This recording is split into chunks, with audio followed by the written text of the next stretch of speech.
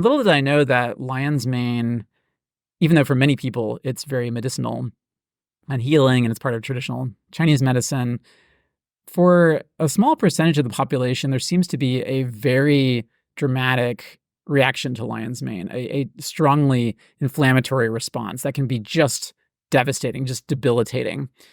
And I am one of those people. I don't know why that is. I don't know if it has to do with the Lyme disease, the Babesia. I also have tested positive for something called mast cell activation syndrome, which essentially means your body is in a heightened, almost like a hair trigger inflammatory kind of state. So you're subject to inflammatory attacks very easily because your mast cell system is out of balance and overactivated.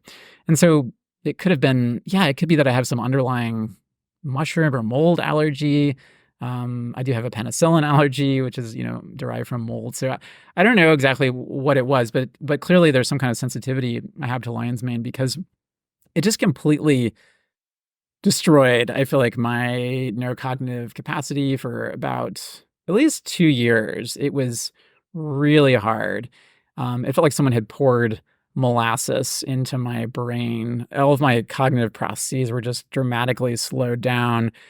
I had trouble with short-term memory, with long-term memory. I would just forget everyday words. I would forget the rules of driving. Driving became very challenging. Just watching TV, reading, having conversations. I felt like I was having some kind of aphasia where English no longer made sense to me in certain ways. I had to obsessively Google phrases when I'd be writing or when I'd be speaking because nothing sounded right to me anymore. And so my brain was just really, I would imagine, just in a state of strong inflammation. And yeah, that was just really, really hard. I don't even know how I got through that while continuing to work.